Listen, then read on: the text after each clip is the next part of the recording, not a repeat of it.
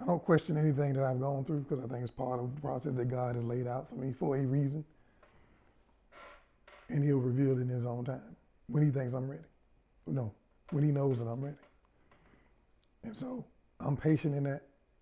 I believe that, and I'm awaiting that moment.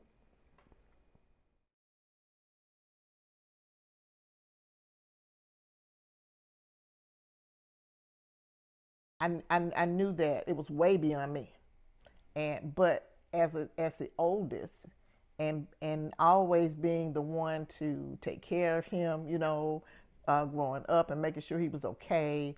Um, this was one of those times where I couldn't do anything, and feeling helpless was not a good feeling. Other than praying, I dare not pray, and I didn't feel like God wasn't hearing me because He kept, sending the right physicians, and things of that nature. But it just kept, at the time, I thought not getting any better.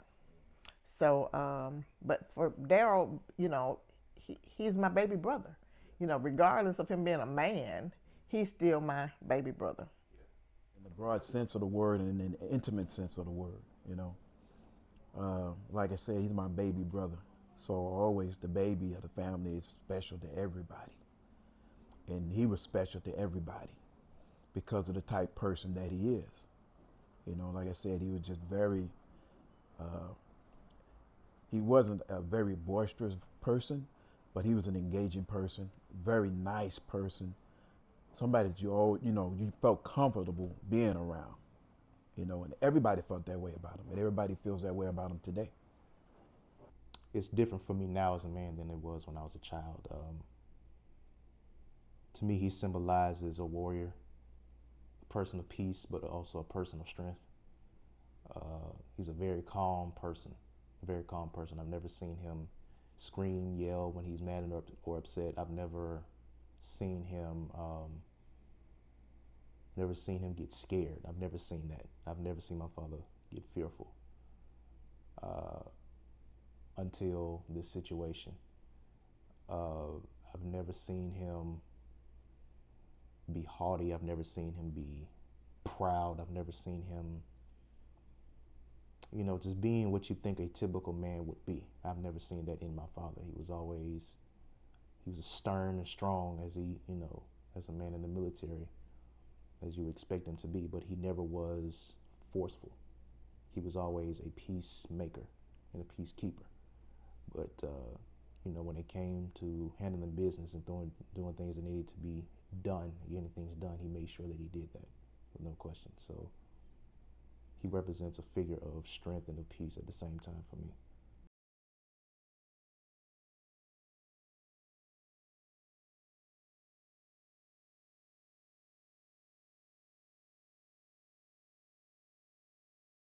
When you saw him for the first time, what was the thing in that space that he was in?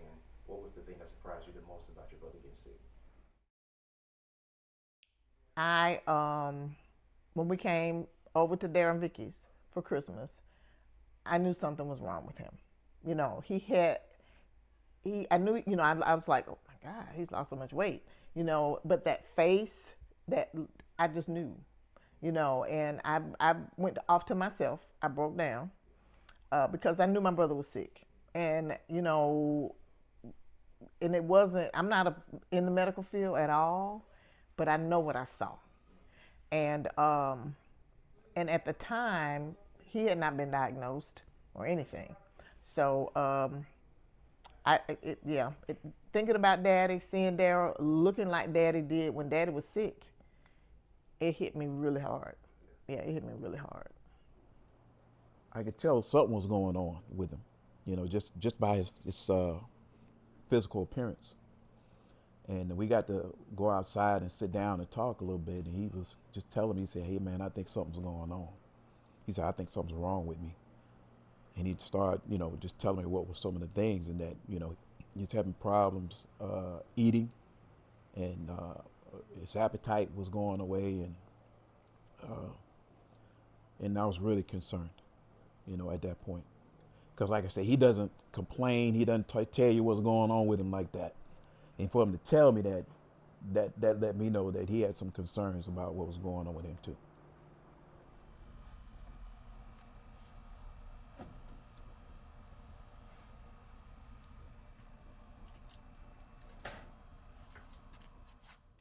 I would say the first warning sign from my mindset was weight loss. But once I got on the steroids for the pneumonia, then my face started changing. Started having swelling, discoloration, which I still have some of. But the weight loss, the swelling in the face, and the skin pigmentation changes. Those were the first signs. I was like, Now the doctors were saying that the fullness in the face was the steroids because it was, at that time, they were just continually beefing up or giving me stronger doses of steroids. So the stronger the dose is, that's what they call it. It starts causing the swelling. So by this time, I was probably around 40 milligrams or so, which is pretty decent amount of steroids. They started running a test on him immediately, and then after a few days, they sent it back home and wanted to do a follow up, and then he had to come right back. It wasn't. I don't think it was 2 days, 2 or 3 days after that, he had to go right back, and it was very serious. We had called the doctor and said, hey, he is not getting any better. He needs to be admitted. Or we feel like he needs to be admitted. He's basically said, go to the hospital. And he didn't really admit because that's not the process. And we were going to go on January the 7th. And I said, hey, get up, we're gonna go to the hospital. He got up to take a shower, and when I went in the room, he was out of breath. So called 911, said, hey, I need somebody to come. And at first glance, I think his vitals were slightly okay, somewhat. He checked for his, pulse, and he said, okay, his pulse is, no. He put the thing on his finger, and whatever they did, they said the pulse, everything was fine. But in the meantime, one of the paramedics is checking him, with his fingers, and he said, hey, his pulse is not good. It's not right. And so that's when they put him on the EKG and saw that he was an AFib. And it couldn't pick it up because it was so fast. So it was skipping. So it would pick it up every other. So it made it seem like it was normal. But the gentleman doing it, manually, he said, no, it's not. And that's when he said, hey, he's in AFib. They took him to the emergency room. They got him in and immediately put him in ICU. At that point, he was very sick. His blood pressure was extremely low. And very dangerous. So immediately they decided to admit him, and again admitted him into ICU, which I'm thankful for that. When I really knew that it was starting to get bad is when I was working on a photo shoot for a project that I was working on, and my stepmother, on the way there, I was just getting off the interstate to head to downtown Birmingham, and my stepmother sends me a text saying, hey, I had to call the emergency, had to call the ER to get your dad admitted into the hospital. And that's when I knew it was going to take a different turn. Because prior to that, he was already going back and forth to doctors and ERs trying to get, tests done and results, done, and also he was given different diagnosis like he said he had pneumonia and also the psoriasis, and thought he had lupus, and there were multiple other things. But when she told me that they had to admit him in the hospital and he wasn't just going to the ER, that's when I knew he was starting to get bad. It was so unimaginable, at the time, because it just didn't seem real that it was happening, and especially to him, because he was hardly ever sick. He was the one of us that didn't get sick. He might have got a cold, sinus issues, things like that. But it was just hard seeing him in that position where he could do nothing for himself, and he couldn't communicate to us, what was going on. When you start having multiple things happening, when you normally don't. So for me, I'm rarely ill. I mean, cold, flu, nothing. Rarely. I might have had a cold in the last 20 years twice. So when I started having cold, flu, pneumonia, shingles, I had shingles a few years ago. Shingles is an early sign of your immune system weakening. But after that, I had like a really weird rash breakout all over my body. You remember that? Went to the emergency room for that. Was it the flu 1 minute, and different things, and he kept losing weight. You don't just lose weight, for nothing. And I just thank God for Vicky, because she didn't have no problem calling those. And hey, something ain't right. Listen to your body, because we could have easily just him stayed at home, But once he got to the hospital, his heart rate was out the chart, blood pressure down below, So you just have to make sure, even when the doctors may not be telling you anything that they're telling you you're okay, but you don't feel okay. Go with how you feel. Go, hey, I ain't going nowhere. Sit at the emergency room, whatever you need to do, because we could have easily ignored some things, and it could have not gone this way. So it's very important to listen to your body. At this point, he had been in the hospital for 2 weeks, had been released to go to rehab. We were hoping to get him into inpatient rehab. They denied it. We came home for a couple of days. 4 days later, we had to take him back to the ER. They ultimately admitted him back into ICU, and he spent another couple of days in ICU. And at that point, the doctors at that hospital determined that he needed immediate treatment because of the type of disease he had, being dermatomyositis, being a rare disease, and he had the rarest, most aggressive form of the dermatomyositis. So they transferred him to UAB, where there are rheumatologists on staff. So this is maybe his second week there. We spent maybe 3 or 4 days on a regular floor, and then we got there on a Saturday. By that Thursday, his health had diminished tremendously to where he wasn't quite in ICU, but needed to be in step down. So he needed more personalized care than he could get just on a regular floor. And I remember when she called my sister and I and told us, hey, I want for you guys to come down to the hospital. I want to talk to you about something. And when you hear that, you understand that what's about to happen is going to be something that's very serious. And I was upset, not with Vicky or anything like that, but I knew that it wasn't good news. And she came and told me, what the doctor said. She said the doctor said that he's got this disease. It's very rare, and it's terminal. But she said, what's that mean? How long are we talking? He said, weeks, maybe months. That's what the doctor told her. And at that point in time, her and I had a moment together.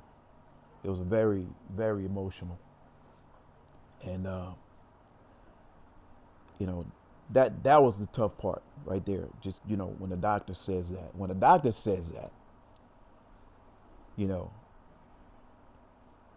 So after we shared an emotional moment, then it was time to get back to focus on, okay, if it be God's will, then that's what's going to happen. But that's not going to stop us from petitioning to God on his behalf in prayer. And that's what we began to do. Once they found out that it was dermatomyositis, that took it to a whole other level, because now they're saying, okay, we've confirmed that that we already knew it was an autoimmune. Where here's the type of autoimmune, and every doctor that I remember communicating with was like, this one is very rare, and we have very little information on it, and we have very little experience in dealing with it. So, it was. So I understood that to mean some of this is going to be kind of a crapshoot. We just going to try some stuff and see what happens.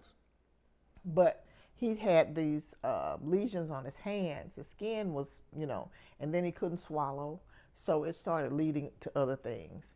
So, once we got the name, it was like we were all on it. We were all Googling, trying to find out, okay, so what questions should we be asking? What's the treatment for it? Can it be treated? All of those things. Everybody went into research mode.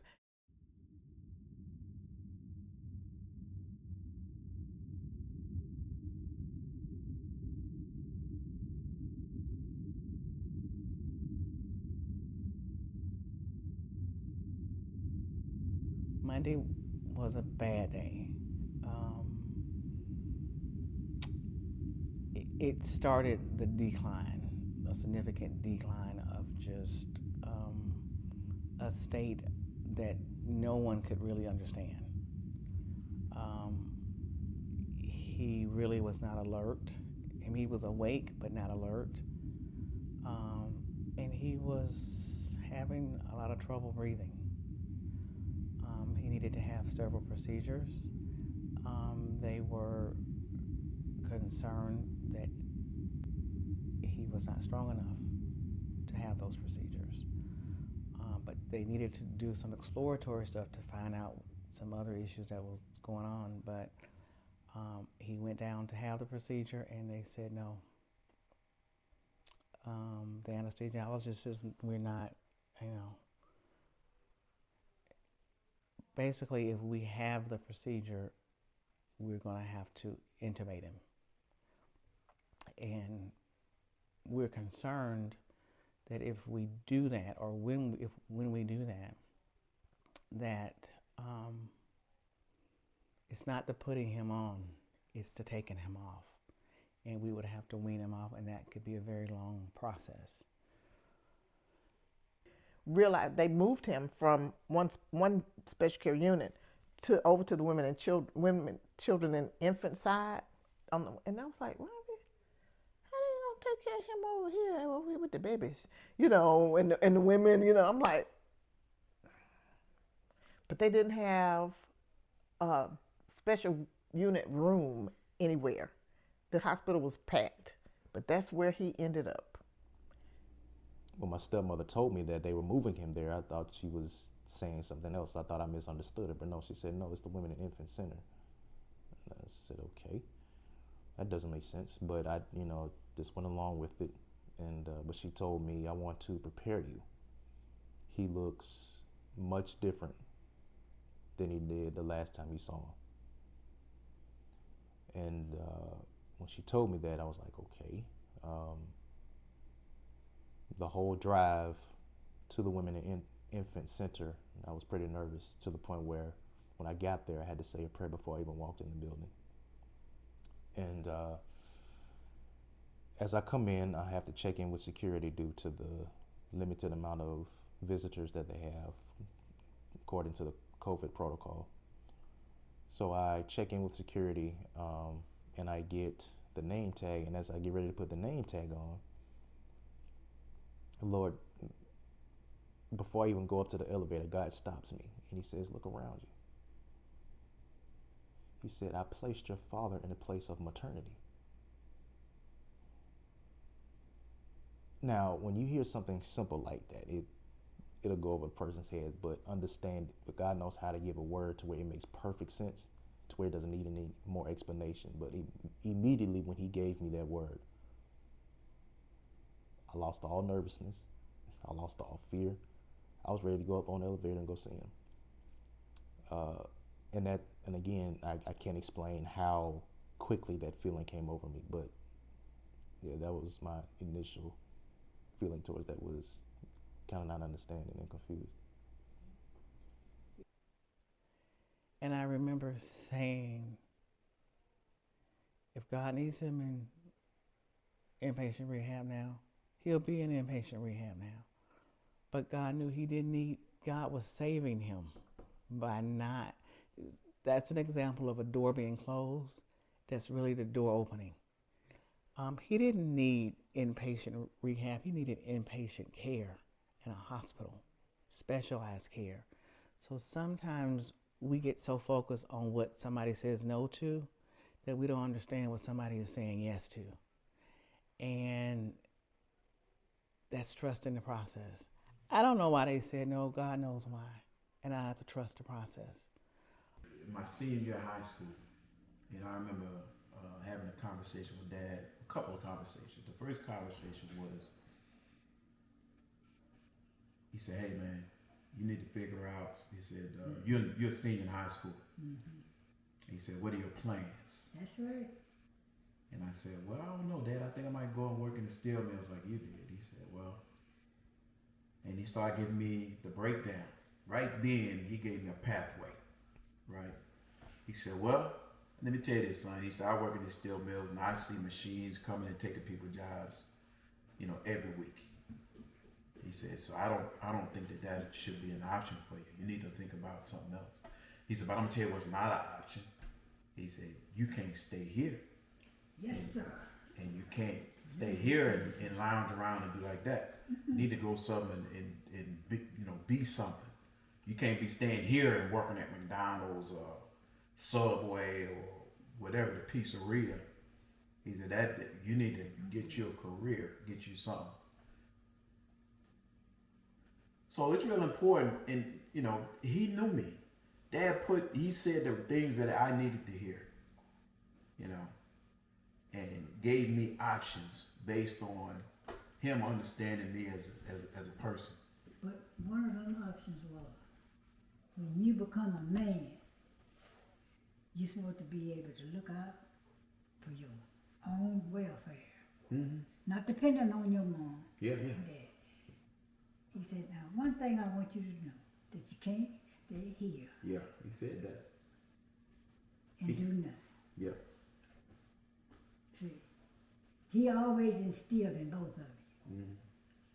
See, because now, I couldn't, and I'm not going to allow you all to. Yeah, because it's not, that's not the and normal. I'm looking at him, this man here, I'm talking my child out of my house. No, it ain't like that. I'm talking to me too. Mm-hmm. But he got to make him be a man. Yeah. Got to be a man. You got to set the right expectations. So that's what he did. He's like, listen, this is what he gave me my options, but he told me what one option that I did not have. What was that? You can't stay here and All do right. nothing. He didn't say you couldn't stay. He just said you couldn't stay and do nothing. Do Yeah. nothing. And I'm going, Lord, this man gonna put my child out my house. This my house too. No. And then I started thinking again. I said, now you're a man. He gonna be a man. He gonna stay out. What time of night he just? I ain't never seen a man lift a man up like Jack lifted you up. Right there by that wall, that heater, and no. By that washing machine. But that's what it was. Ooh, I said, gee, I'm praying, Lord, please don't let him hurt you. Please don't let him She hurt said, Jack, you gonna kill him. you. Man, daddy, I'm choking to death.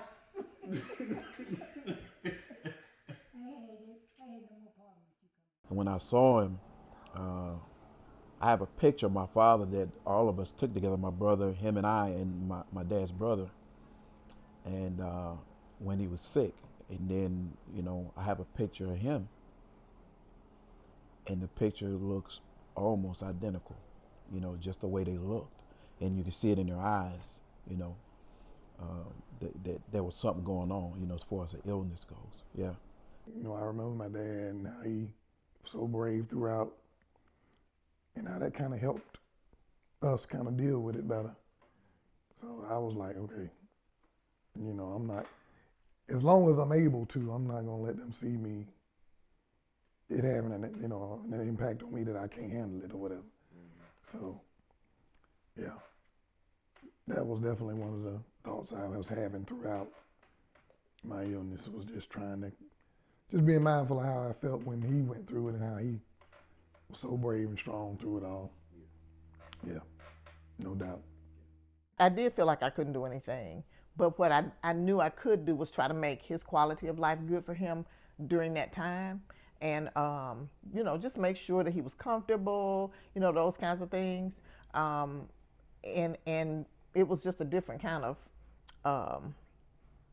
thing with Daddy, knowing, you know, that he was transitioning gradually, as opposed to not knowing with Daryl, knowing he was sick now, you know, but I hadn't even in my head put it that far in advance until, you know, it got, you know, really, really bad.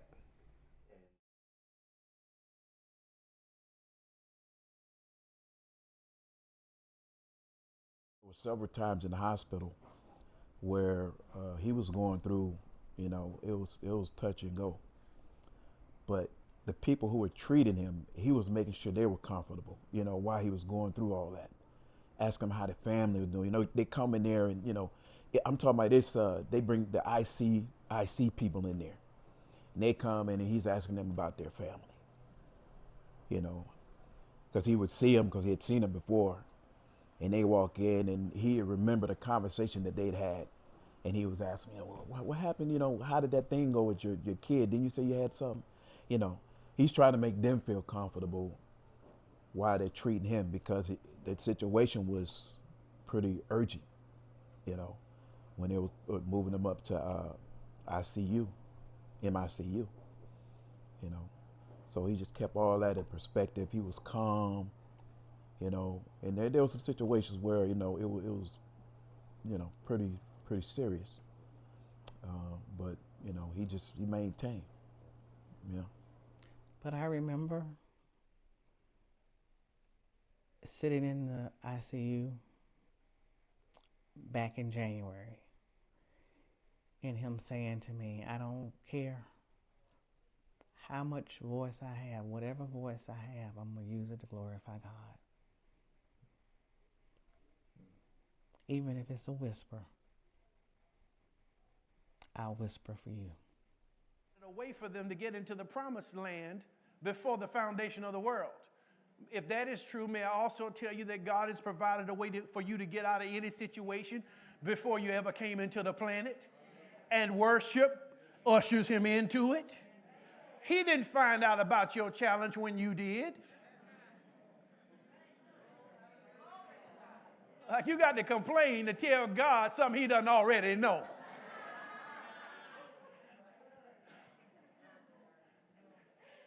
He's so powerful, he knew you were coming. And he knew every challenge that the enemy would bring to you. Put it on the screen, if you will. 1 Corinthians chapter 10. I almost feel like teaching now, and I need to leave, though, in just a few minutes. 1 Corinthians chapter 10, verse 13. 1 Corinthians. The people get Corinthians and Chronicles confused. So I say the New Testament Corinthians. 1 Corinthians chapter 10, verse 13. There hath no temptation taken you, but is this helping anybody? Then this is a personal note to you. This is to G, that's me. George, there has no temptation taken you but such as is common to man. But in the midst of the thing, God is faithful. Come on, shout it with me. God is faithful. That wasn't a shout. Shout it with me. God is faithful. God is faithful. Now make it personal. My God is faithful. My God is faithful. Yeah, that means that the situation may come and it may be adverse, but my God is faithful. who will not suffer you to be tempted above that which you are able, and will with the temptation provide a way of escape that you may be able to bear it. God already knew the challenge was coming, and he gave you a way out of the challenge.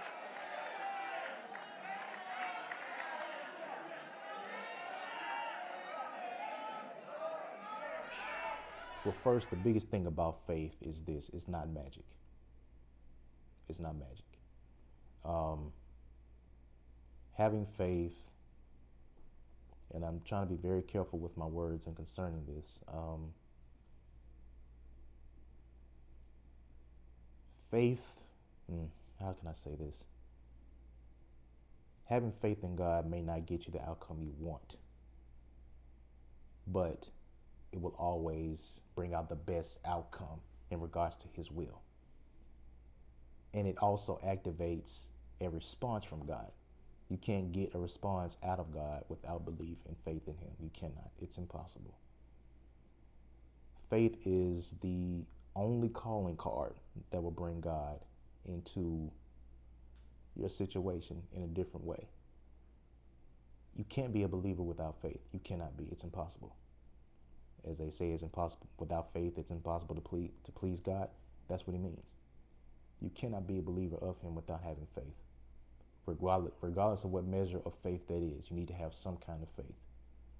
But understanding that faith needs to be trained. It needs to grow. You can't have the same measure of faith without increasing it, because each situation requires a different level of faith.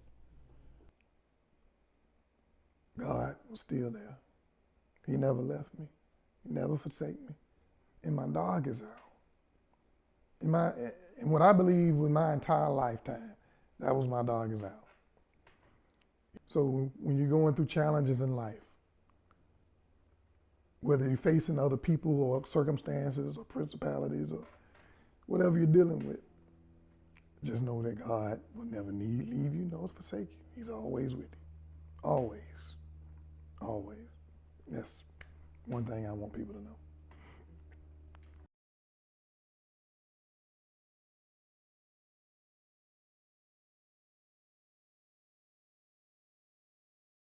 One of the therapists, who I key, the key one, was a physical therapist who had what Daryl had. Who'd have thunk?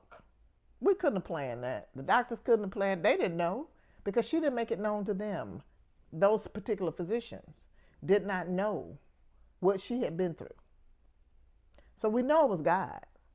And because, she had been on different shifts and different floors and different areas, so everybody didn't know her story. But this particular therapist had the same diagnosis. She had been down, I forgot how long she said, but everything that we were seeing with Daryl, she said that was me in that bed. She was an occupational therapist.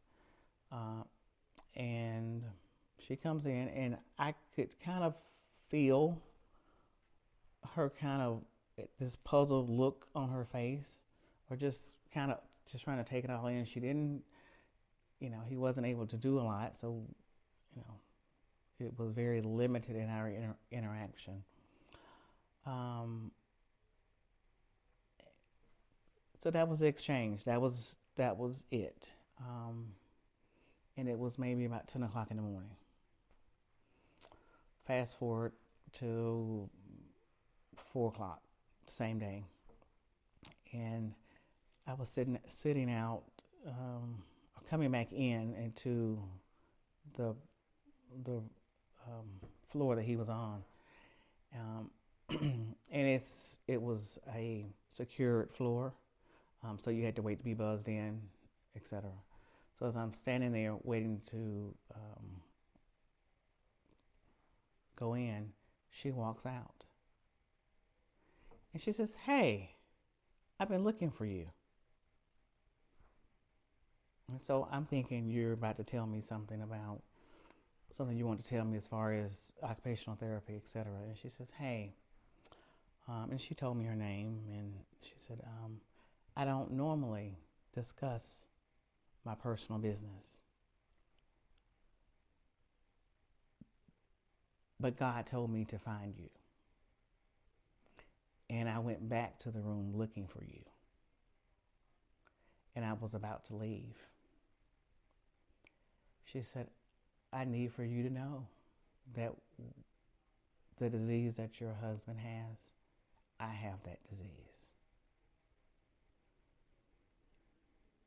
And look at me. She says, where he is, I was there too.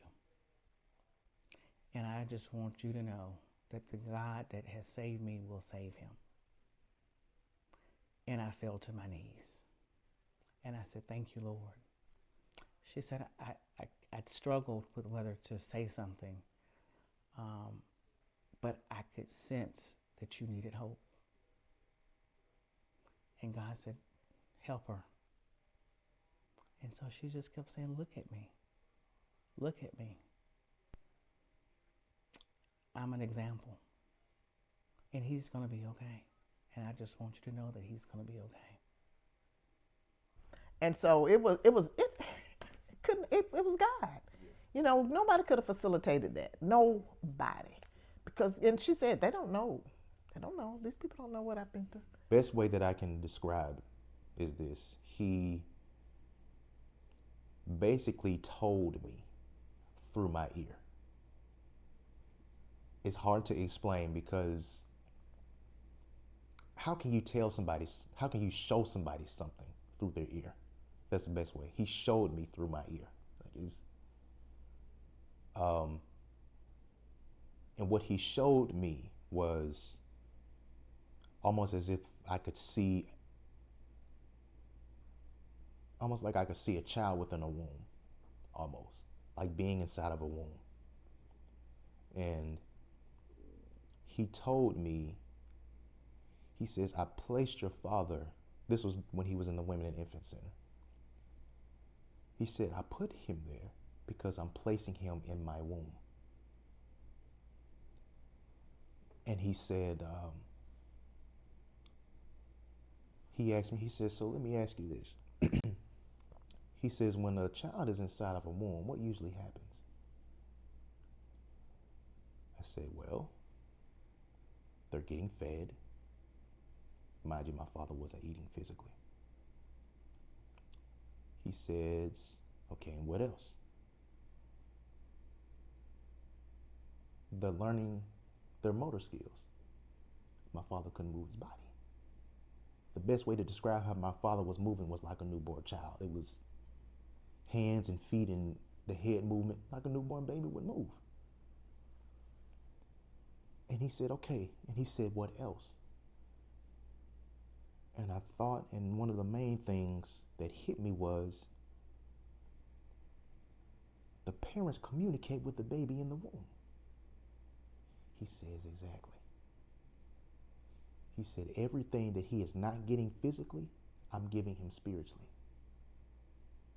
He said, I'm feeding him, I'm talking to him, and I'm giving him new motor skills. And he says, I placed him in my womb because I'm getting ready to rebirth him. And he said, wait for the water to break.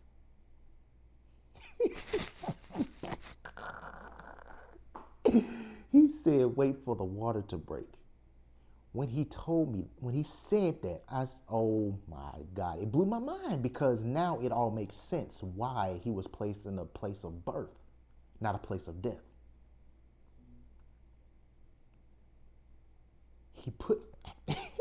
He simply put him in the Women and Infant Center because God was getting ready to rebirth my father.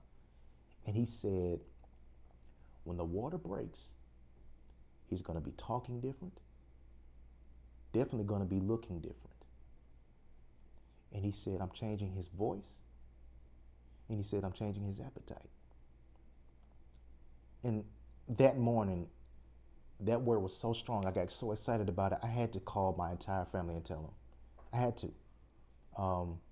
Now, realistically, when you hear something like that and you haven't experienced it, it won't hit the same until the word manifests itself. And so I understood, but I kept my excitement for everybody. And the thing about that word that God gave me on that every single day after that. I was never nervous. I never shedded a tear. I never got scared again, simply because God gave me one word. I never feared for my father's condition again. Until the day he came out the hospital, I did not fear. We had several instances where they had to call the STAT team, which is the team, for true emergencies, where you come and it's a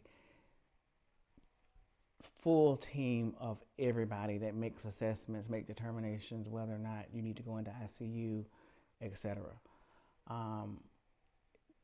His breathing was really, really labored, and the challenge was that his oxygen level showed fine, but it wasn't that he wasn't getting the oxygen.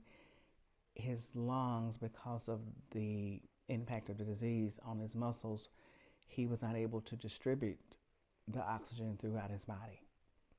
So he was having to take a lot of breaths per minute in order to sustain himself.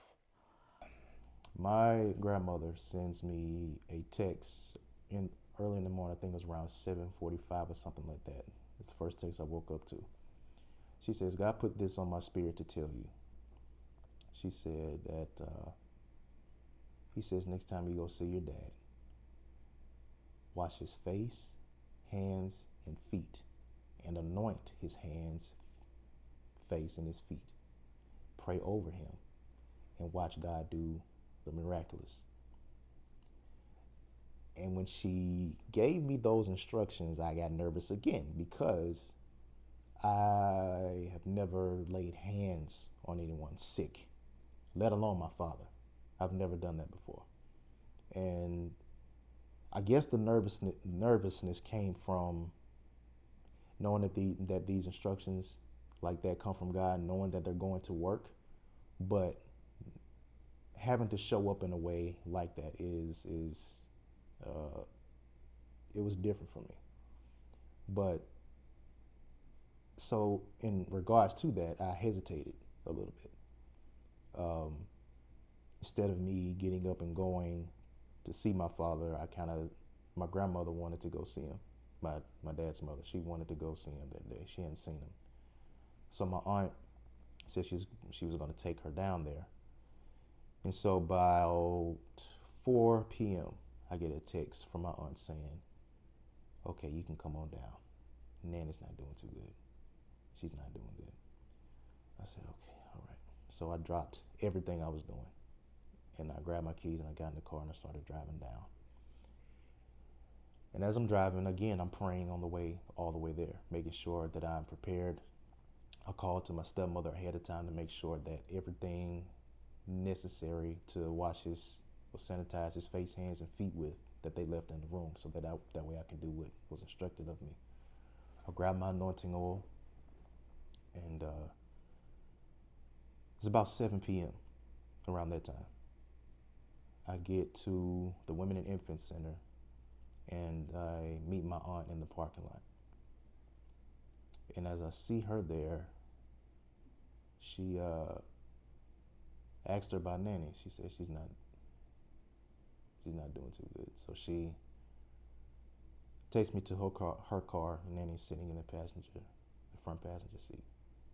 She didn't say a single word to me. She saw me, grabbed my hand, and started bawling. I've never seen her cry, let alone to bawl like that. And so immediately what I did was I had to go into warrior mode, the best way to describe it, spiritual warfare. I gave my nanny encouraging words. I took the anointing oil that I had, I anointed her head, and then I prayed over her and gave her encouraging words. And I did the same with my aunt. That was, to see her hurt like that was painful to watch. But after finishing praying over her, I went up the elevator, got checked in with security. And it was kind of I can't explain the feeling of just walking to the room, but when I got to my dad's room, the door was open wide. It wasn't closed this time. Usually the doors is closed. And my stepmother the chaplain and the doctor, they're all three in the room. And my father is slumped in his bed. Now, around this time, he couldn't move. He lost all motor skills. He couldn't talk, any of that. And he was breathing faintly. His breath was faint. I don't remember exactly what that issue was with that particular doctor, but I felt like I needed him to take different action. And by this time, he had come to know my passion and my fight, and that I was going to ask a bunch of questions, and I expected some answers. And it was not going well.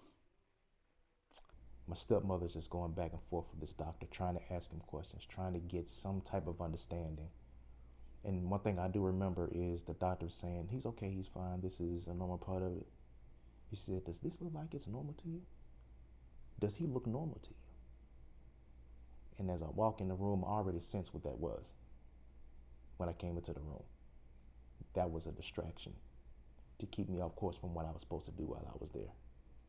So I tried to step in a couple of times. The first time I said, okay, I tried to get to the doctor to say, do you mind? She says, no, I need to say this. So I pulled back. The second time, when there was enough time for both of them to just kind of cool, the room was too hot. It was too hot. So I said, doctor, would you mind giving us a few minutes? He said, sure. And then he stepped out. And after a while, the chaplain stepped out. But then I went up to my stepmother and I said, look, I need you to look at me. At this point, she was completely broken. She was completely disconnected. Tears just bawling down her face. She couldn't even look at my father. I said, I need you to look at me. I need you to focus. I have been instructed to pray over my father and anoint him. I need you to remain focused and hold yourself together so I can do this. Again, they were making an assessment of whether or not they were going to do this procedure on Wednesday. This was the gastrologist. And they had pretty much said, we'll see what tomorrow will bring. Okay, we'll see if we'll do it tomorrow or not. We'll have it, we'll come in the morning, and we'll make an assessment. But again, up to this point, he's not interactive. He's just not aware. He is totally disconnected. Visibly. And I was struggling.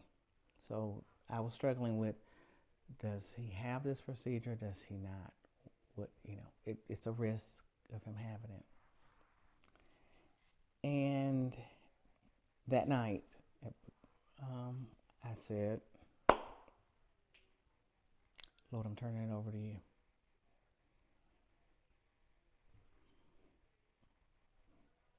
I surrender it. Because, I was literally going back. I'm on the phone with his brother and his sister. I'm like, hey, what do y'all think? What do you, do we do this? Do we do this? Do we wait? What do we need to do? I grabbed the gloves, latex gloves. I put them on. I grabbed the sanitizing solution and paper towels that they left behind. And I took out my anointing oil. But before I even touched my father, I played the song that they would sing back in my dad's church at St. Mary's. Revelations 19, I think it is. And that was one of my favorite songs growing up, was hearing them sing that at St. Mary's. And he knows that song so well. So I played it loudly on the speaker in my phone. And my stepbrother was like, no, turn it down, turn it down. I was like, at this point, we can't silence what's about to happen. I understand the floor, the doctors and nurses and the patients, but we need to let God in this room. God needs to be in this room, and it has to be loud. So I played the music, and as the song is playing, I go to my dad and said, Dad, I'm gonna anoint your face, hands, and feet, okay? Knowing he can't say anything to me, but his spirit can hear me. So I start on his hands. I take the solution on the paper towel, I wipe his hands, and I wipe his feet. Then I go to his face, I wipe as much as I can. I don't go near his eyes or anything like that, but I try to pat around it. And then I go grab the anointing oil to anoint his face, hands, and feet. I grab the oil and I go to anoint his feet. And as I touch his feet, he bounces his left hand to the music. Mind you, he had no control over his body at all. But it's like his head was turned, he was leaning towards the right, slumped. Head turned, but as I got to the foot of the bed, he immediately turned his head up and shook his hand on beat. On beat. And I got excited. And I said, come on back, Dad. Come on back. And my stepmother was like, you got to be quiet. I said, look, this is a sign right here. We don't have time to be kind. We don't have time to be courteous of everyone else.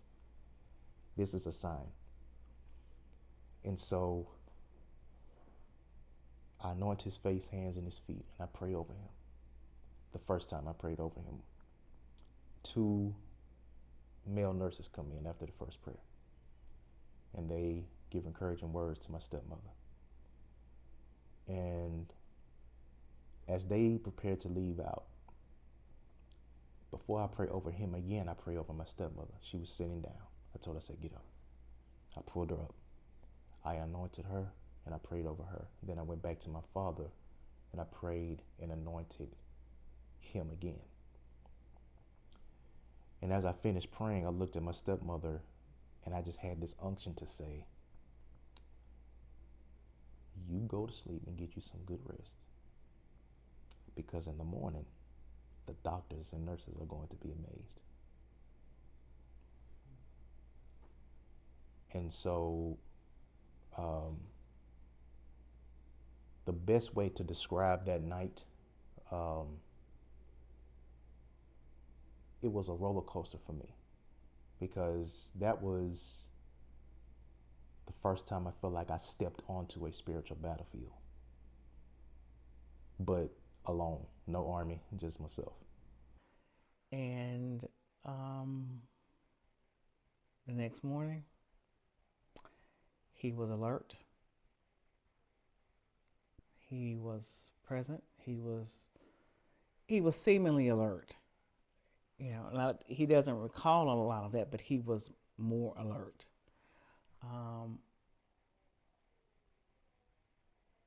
And I said, DJ said that in the morning you would be better, and he was better. The gastrologist came in, and he was amazed. He was confused. And anytime you get doctors being confused, that's a telltale sign that God is in the midst, right? Because it's not something that you could explain. And he was like, now I don't know what to do. He was like, wow. I mean, he was just amazed. One of the student doctors that was following him came in, and he was jumping up and down, turning around, almost shouting when he saw him. My sister walked in and she was like, oh my goodness. Oh my goodness. I mean, he just looked different. He looked different. And they were able to do the procedure, no issues, no complications. And it was, I mean, we had some difficult days after then, but it was almost as if God was saying, I'm not done yet. I'm not done yet. You just like that, I can turn it around. Just like that, I can turn it around. There was a moment where I was like in a third person, meaning there's me And then there's kind of like, I got a view of this situation. And it's me here, and there was a table, or what appeared to be a table. A really vibrant blue, almost like that lamp over there, that light. A blue table that had sections in it. And there was a figure at this table that was just luminous, just glowing, beautiful. And just had a smile, I'm gonna say his face, on his face. It was a figure, it wasn't really a person. And he was at this table. And he was just looking in my direction as I'm viewing this. And he just had this smile. And there was a peace. When they say that passes understanding, I can't explain it. But I kind of felt like I might have been at a turning point. And when I saw that table and I saw that figure, whom I'm going to say it was Jesus, at this table, the apprehension of what I thought that crossroad was, it was just relieved, completely relieved. And that peace just, and like I said, the whole time I'm viewing this situation, it was so weird because I felt like I said, I felt like I was outside of it looking in. And I'm just looking at him, and he just had this smile, man. I'm looking back at it now, man. I can just see him. He didn't say anything. But what I saw said everything. Just seeing him said so much to me. I told you I would never leave you nor forsake you. That's all I felt when I saw him. And he just had a smile like, I told you. He didn't say nothing, but what I got from him, I told you, my words. I told you my word, I would never leave you nor forsake you. I told you. And I'm just like, Jesus, thank you. Thank you, Lord. And I don't know what he was doing, but I told you about the table with the compartments in it, but he took something out of one compartment and put it in another compartment. And he looked at me. And he smiled. And then it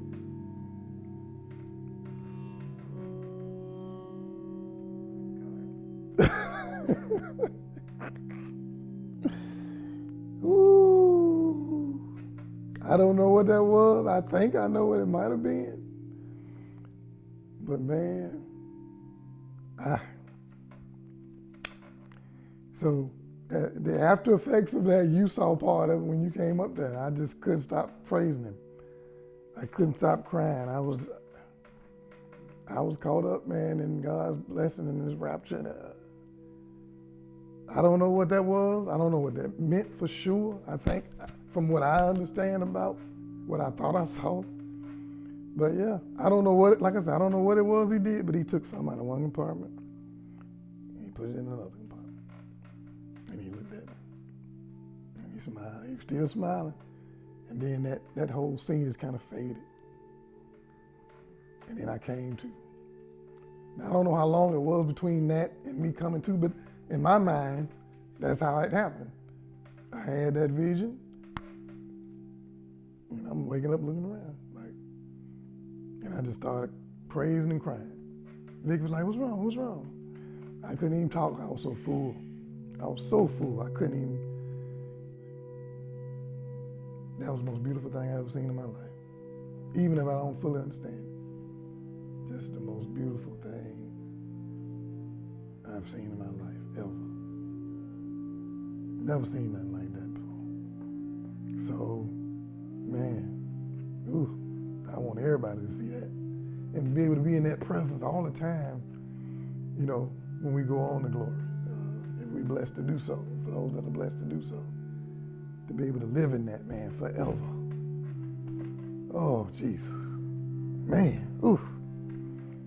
Ooh. Thank you, Lord.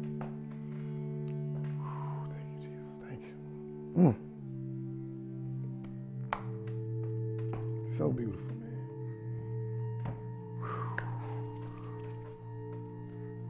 man.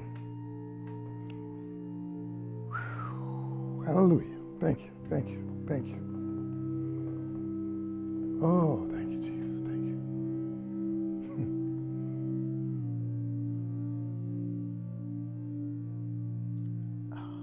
It was like a new birthing of him, you know.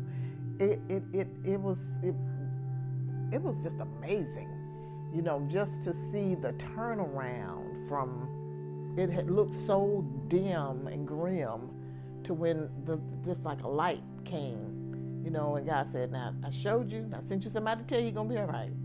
But okay, so I'm gonna start bringing him back, you know, start rebirthing him to come through. You know, we going through that dark side. Now we come into the light. Mm-hmm. So he had, they were in doing a procedure, going down his throat to check to see his ability to swallow. Because at this point he had not eaten really since January. It's February. Nothing substantial. Nothing really. And so they're in there doing the, you know, and I'm in the room, you know, kind of watching, and they're doing these exercises with him. And at some point they asked him to do something, and he let out this voice. And we were all like, whoa, what?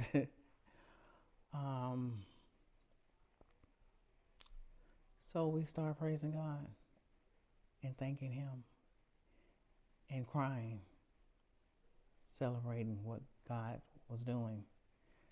And then we started to call his family, our family.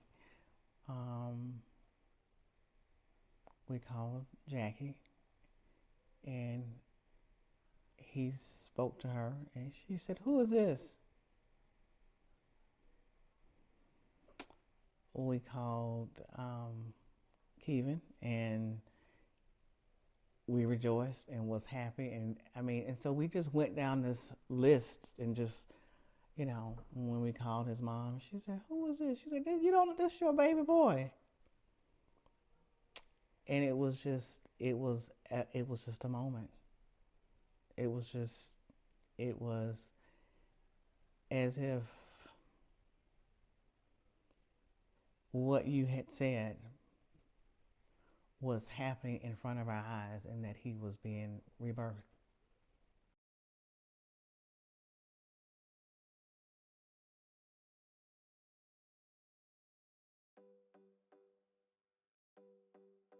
My amazing husband.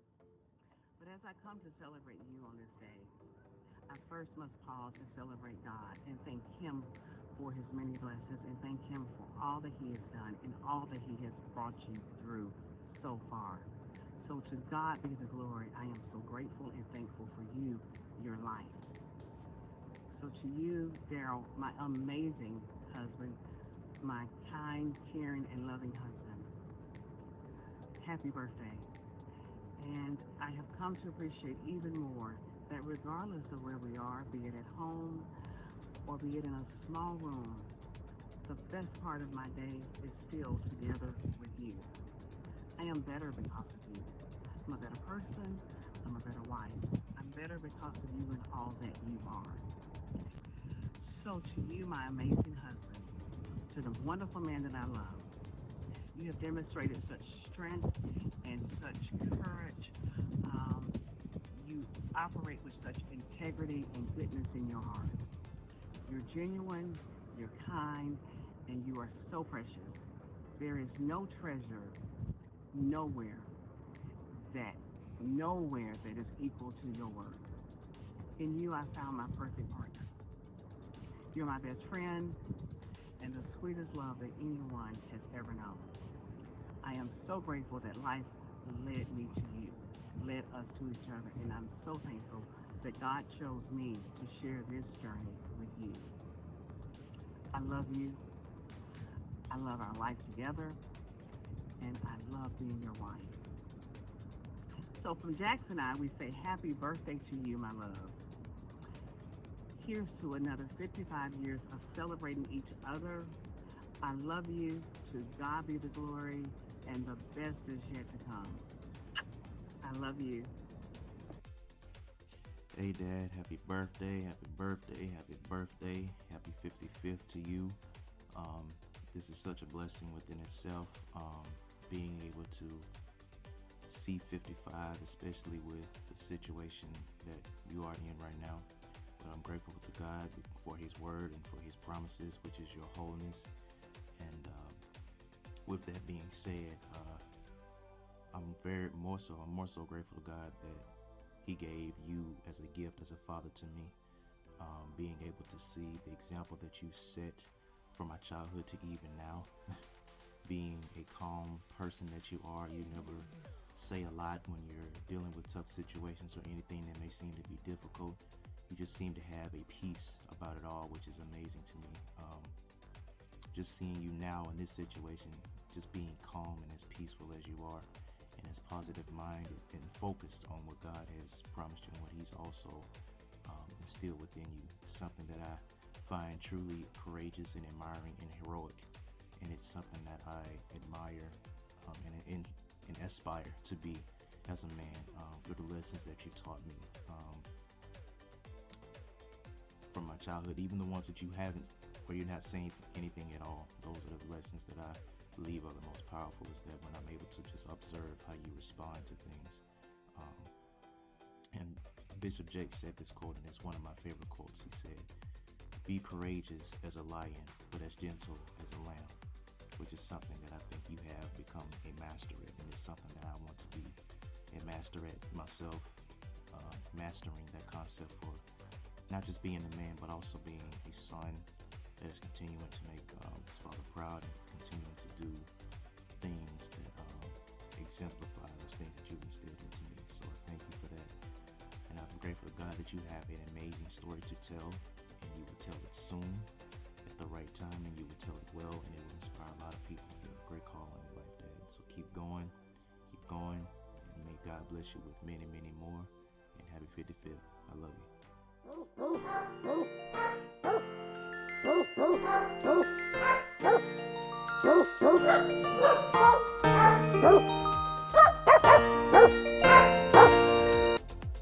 Happy birthday to you.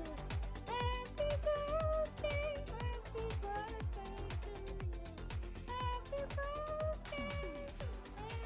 birthday, Daryl. Happy birthday, darling. May you have many more. Love you. Bye-bye.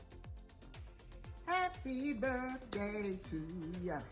Happy birthday to ya. Baby brother. I love you, I love you, I love you. Wishing God's blessings on you for a magnificent upcoming year. He's going to favor you with grace, mercy, excellent health, restored to your full health, 100%. So thank God for you. Thank God for a joyful birthday on your 55th birthday. I love you. Darrow, come on, man. We gotta go. Let's go. Move them legs, Darrow. Happy birthday, brother. Keep moving, man. Keep pressing. We're behind you. We support you. We believe in you. You keep believing in yourself, man, because that's the number one part of it. You believe in yourself. Happy birthday, brother. See you soon, man. We got a road trip to take.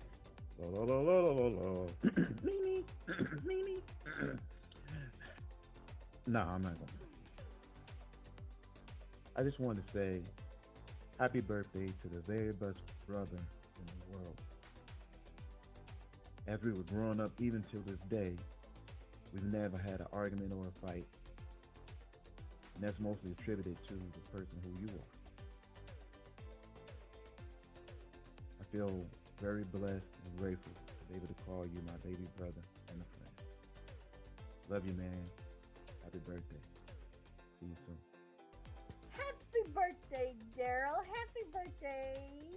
I hope you have the best birthday ever. Happy birthday to you. What a song about it, what? What here?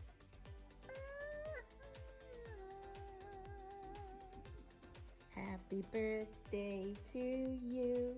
Happy birthday to you. Happy birthday, Uncle Daryl. Happy birthday to you. We love you. Hey, thinking about you. Happy birthday, dogs.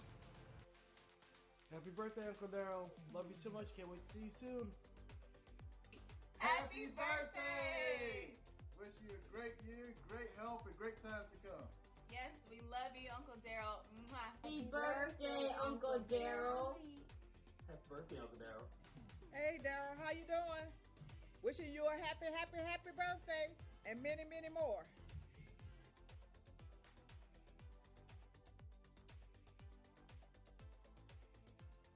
Happy birthday, Daryl. Continue to smile. Hope to see you soon. Bye-bye. Happy birthday, cuz. This your cousin Mary. I wish I could do this at home, but I got caught up doing some more stuff. But hey, wish you many more. Love you. Bye. Happy birthday, Uncle Daryl. We love you. Love you. Love you.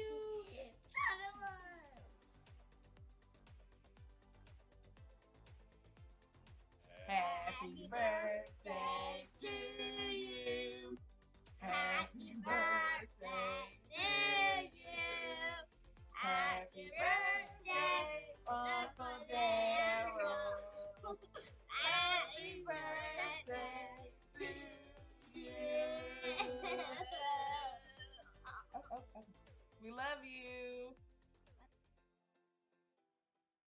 But one of the first conversations he and I had after he was having this moment with God, he was telling me a story of him visiting Jamaica. And he said that this beautiful hotel, this beautiful resort, it was amazing. As soon as you open the doors, it's like a paradise. He says, but as soon as you turn the corner, you see children, poor children, dirt poor children around the corner, don't even have shoes to cover their feet.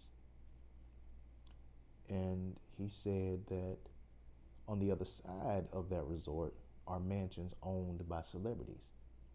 And he named a couple of them, I'm not gonna say. But he said, as he was telling me this, I could see the pain in his eye. I knew then what God told me. It was a whole different, he was a whole completely different person. And he said, when I saw that, it pissed me. He looked at me with conviction as if I was the person that did it. He said, it pissed me off. And he just looked at me. Pissed me off. He said, one thing I don't want you to do. When you get to where God is going to take you. When he said that alone, I don't know what all conversations him and God had, but when he said that alone, it hit me different. Because the level of conviction, and like I said, my father doesn't get loud when he talks. But when he says something, it hits you as if you're being yelled at. And that level of conviction that he hit me with, he said, one thing I don't want you to do, don't ever strip the land without leaving our brothers and sisters some. He said, don't you ever do that. Wherever God takes you, don't you forget our people. Fast forward another 4 weeks or so to March the 3rd, and I'm sitting in the lobby area of his floor, and she, comes out. And I said, hey, how you doing? She's, hey. And I said, hey, you should stop in and see him. Today's his birthday. She says, really? Yesterday was my birthday. I said, oh, so now you really have to, she said, I'm on my way upstairs, and if I get time, I will. She says, no, I'll go ahead and come in there now. And she walks in the room and was like, that's your husband? I just saw him, and I had no idea that he was the same person. And that she was just amazed at just how far God had brought him, to the point where she did not recognize him from the first, from when she first saw him to now 4 to 6 weeks later, seeing him enough that she had been in there and had worked with him and still didn't know it was the same person. So, I was born on March 3rd, 3/3. If I'm not mistaken, was Jesus 32 or 33 when he 33 when he was crucified? So when I think about my birthday, could have been a coincidence, maybe not. I don't think it was. That was when I really started coming back to myself cognitively and strength and everything else on my birthday.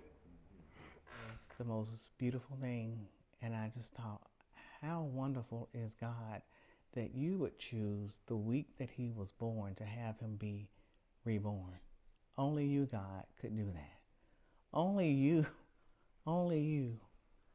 could rebirth somebody the week that they were birthed 55 years ago.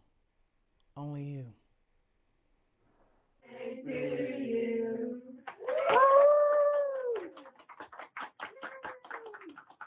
Oh.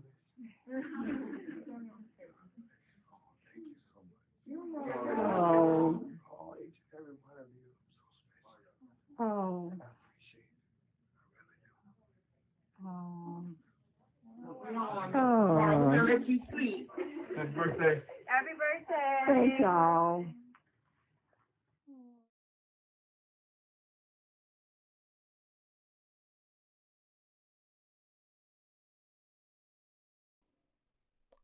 It was difficult. Day one of physical therapy was hard. And I questioned whether or not he was ready. I said, oh, they moved him too soon. He wasn't ready for what it was going to take. And immediately, day one, had another stat call. His oxygen was dropping to a critical level, and the doctor said, one of the doctors, the rehab doctors said, okay, we're gonna have to move him back. We gotta move him back. We're gonna have to move him. Let's get him a room. And my heart is broken at this point. And I am going through it. I'm gathering up things, because I had done this a lot of times. And I just said, okay. The only difference is this time he was aware. The previous times he wasn't aware. And I remember him sitting there, and he looked at me and he said, we gotta leave. And my heart broke. It was just this like, I don't want to leave. I don't want them to give up on me. He said, we gotta go. And I said, yeah, they said we gotta go. And the doctor there, that was over the rehab, and the rheumatologist, I think it was a rheumatologist, said, basically made a case as to why, or the hospitalist at that time. And he said, hey, I just think it's a situation where, he's maybe dehydrated. And so the doctor over the rehab said, we'll let him stay. If we have another call, then yeah, we'll probably have to move him back. And it was heartbreaking at the thought of, we finally are over here and we finally are making progress. But, day one, you're saying we got to go back. And he just said, So at whatever cost, whatever therapy, whatever, and one good thing about it, once Daryl started the treatment and it started turning things around, and then he was into his own thing of, what do I need to do? What's going to be my responsibility? And he never, sat back and didn't want to participate, with the therapist, or he was 100% in, and I think that made a difference. You got one more in you? Pull back. Yeah, he's doing it. Oh, there you go. Breathing all the way through. You're never holding your breath, okay? Okay.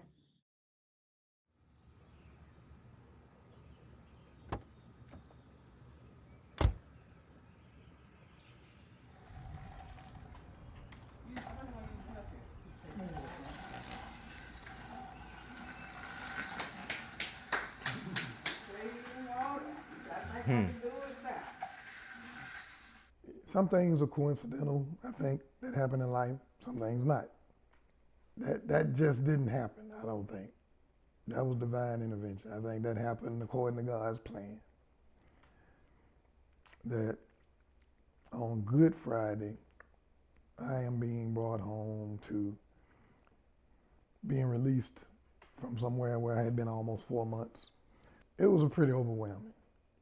I mean, I felt blessed throughout. I was happy. I was proud because I had fought in my, but that part of it, I know I keep going back to it, man. I kept thinking to myself, Lord, I don't deserve this. I don't deserve this.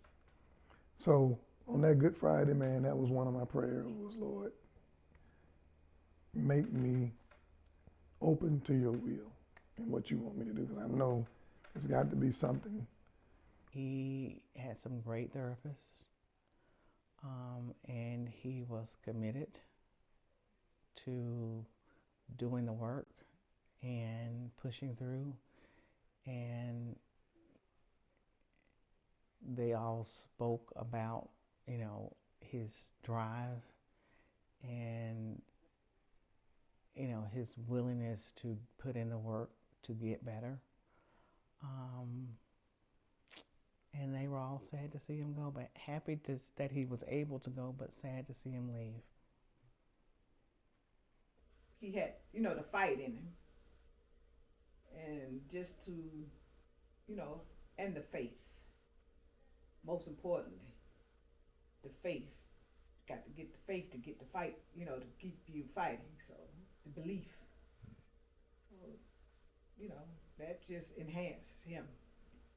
It was already, all that was there. It was just brought out more, and like I said, probably touched a lot of people a lot of different ways, because even today, how Daryl doing? How Daryl doing? How Daryl doing? He's not 100%, but he's come a long way, I mean, what else could you say? It was Lord, I thank you. When we were leaving the Spain rehab, and I realized prior to that, he had been in the hospital 100 days. And, I was like, some people don't make it out, and he's able to get out. He was able to transition from not even being able to go to the restroom to being able to get up out of a wheelchair and, get in the car, help himself in the car. That was just, just God confirming all along, that he was in control, and that, and it was such a life-changing experience, I think, for all of us. You know, it just reaffirmed nothing's too hard for God. Nothing. You know, that God is amazing. He's a master physician, and he's just awesome. He's just awesome.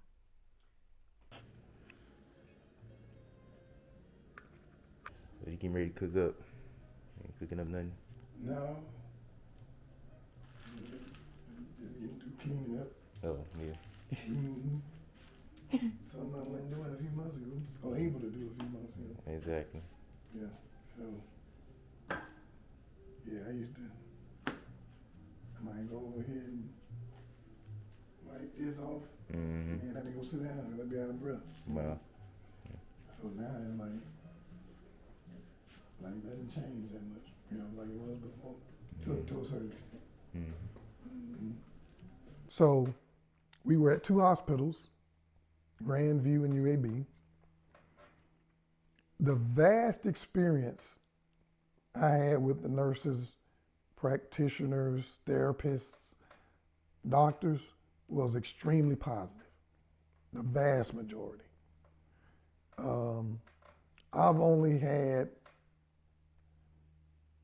I would say I had maybe 2 nurses and maybe 2 doctors at the most that I wasn't crazy about. They didn't do anything bad or wrong. Some of them just didn't have great bedside manner.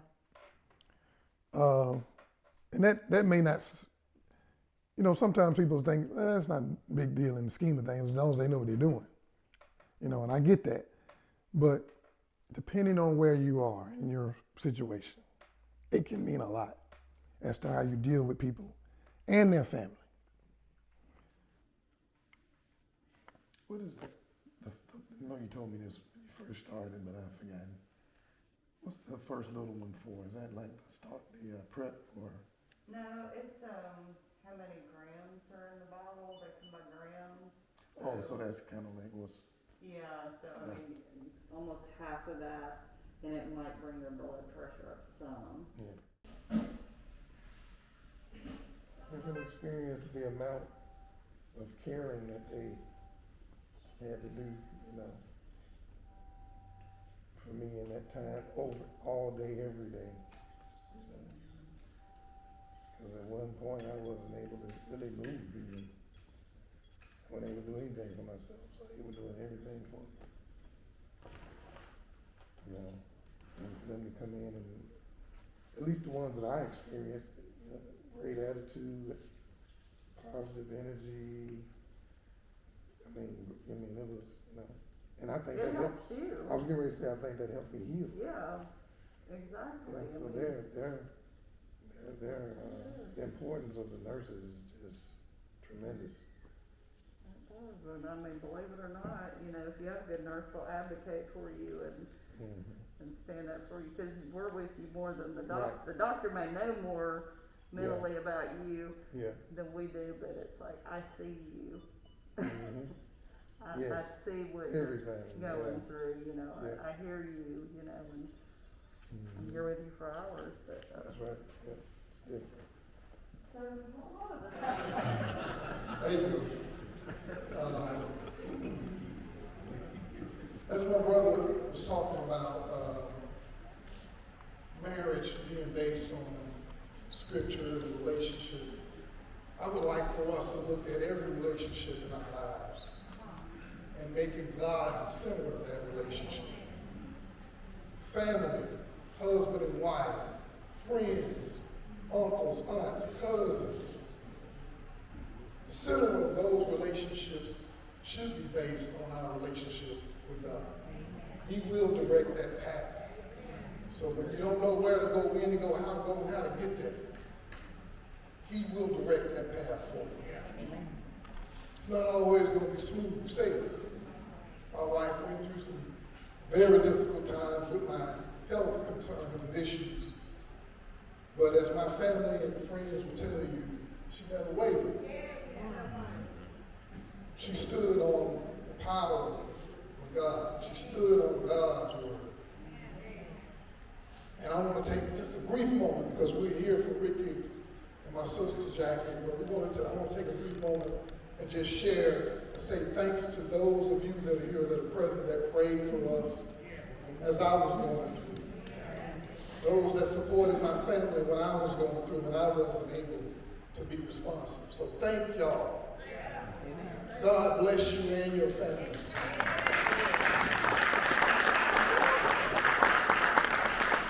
I would not be here certainly without God, but I would not be here without your prayers, your support for me and for my family, especially for my wonderful wife.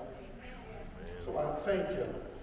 But to my wonderful brother-in-law, my sister, you have set a great example for all of us to follow, for our marriages, and for all of our relationships. So please, I implore you, put God first.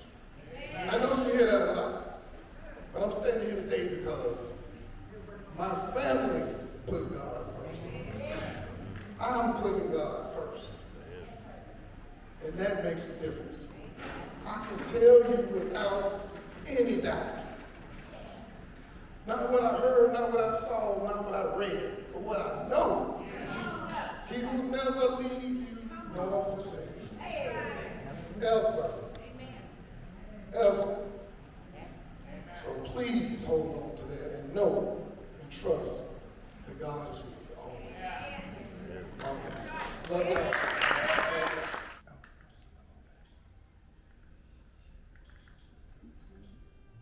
And it was pretty amazing to me that the way he protected me from that, a lot of the stress that could have been, because I was going through so much, my body was going through so much. I don't recall any of it. I have no recollection.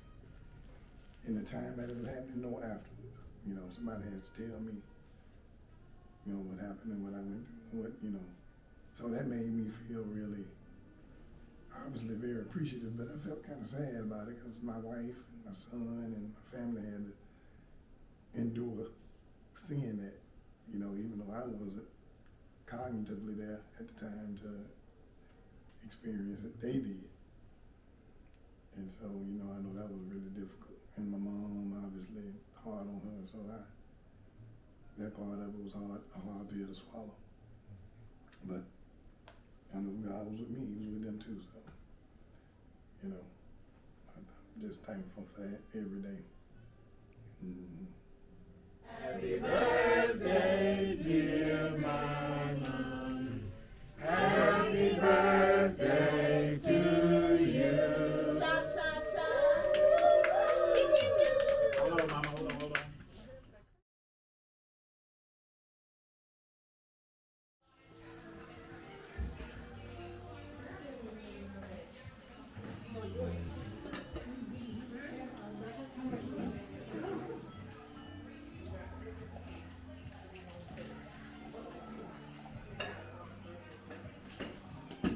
Question for you, Dad. Yes. How does it feel for it to feel like this Christmas is much different than last year? Oh man, a whole lot different. I was talking about that when we were saying grace, how far I've come and the difference between last year this time and this year. So yeah, last year this time I was looking at the food like, man, I hope I can eat this. Yeah. Now I'm getting ready to do some damage. Yes, sir. Absolutely.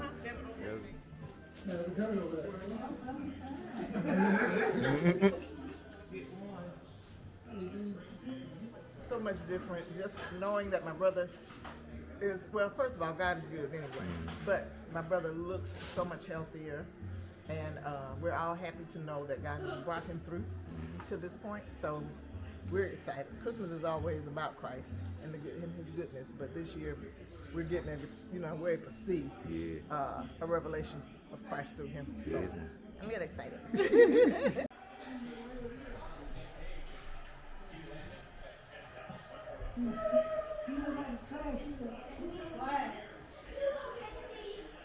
Oh yeah.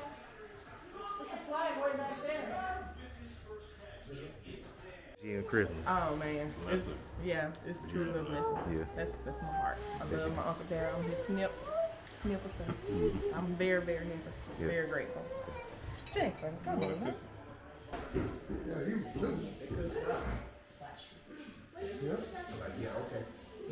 We know who's starting next year. Right. Are y'all going to Georgia? Yeah. Tomorrow.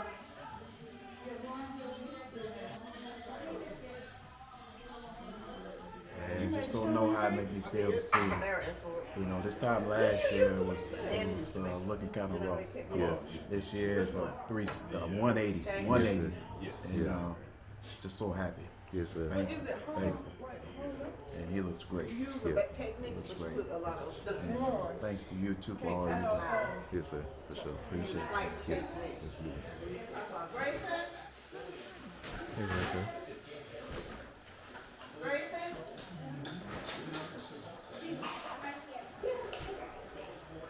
I don't know which flavor anybody likes. You got two with you.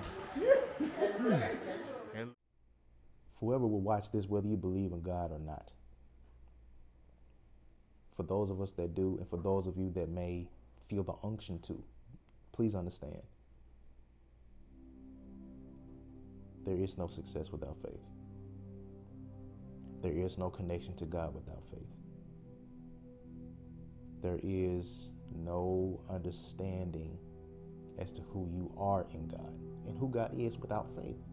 You cannot experience anything that the kingdom of God has without faith. And the Bible tells us that the prayers of the righteous availeth much. The effectual prayers of the righteous availeth much. And we should come to God with our petition and pray that, whatever it is, be it if it's with His will, that He would, hear our prayer and answer. So we just did that, and he's doing better. He's not 100%, but he's gonna get there. This experience just, I thank Him for it. It's hard to say that, but I thank Him because it did what I needed to just pull me back up and say, okay, now it's on. You ain't got no control over things, big sister. It's God, it's God. Yep. Tomorrow's not promised. Take every opportunity to forgive one another if you have issues or problems that you're working through. Don't give up on each other. As long as there's a God, there's a chance that things can be worked out, if that's really what you want to do. But please, in our relationships, keep God first. Keep a focus on Him. He'll direct your path. He'll never lead you wrong. And like I've always been saying, He'll never leave you nor forsake you. Just trust Him in all things and at all times.